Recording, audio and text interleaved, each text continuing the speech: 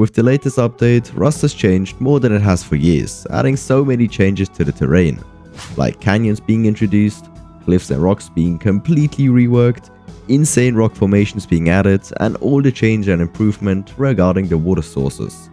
In today's video, we will go over exactly how you can take advantage of each and every aspect of this new update. And we're not beginning with the obvious parts like the canyons or rivers, but rather with a small addition that makes the early game a little bit easier. And that is the wood piles. These piles give you a bunch of wood very quickly, and that without making a loud sound like with a tree.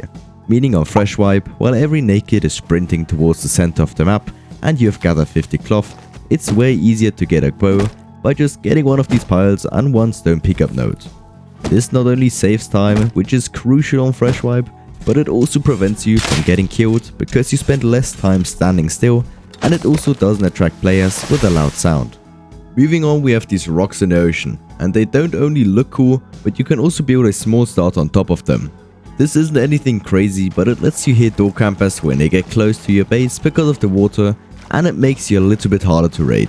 So if you enjoy oil rig and just the ocean in general, which definitely got more interesting with the new update, adding the new dive sites and an underwater vehicle that allows you to move extremely fast underwater, then I absolutely recommend trying out this as a starter.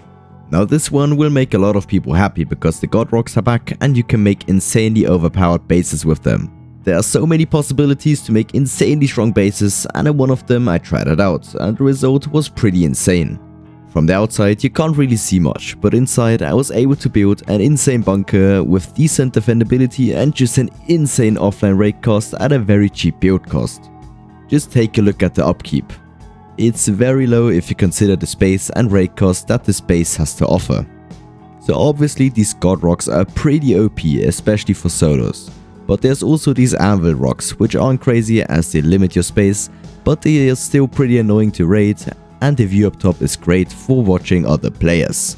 And I definitely don't mean roof camping. So yeah, these rocks are pretty good, and they also serve as node spawns right outside your base, so they should not be overlooked. Next we'll go over how you can profit from the canyons, which are huge. So although it's pretty cool, I personally wouldn't build inside one of these, as the way out takes ages and you can be roof camped from up top, and just players running by in general can easily just shoot you, so that every roof you build will be pretty useless.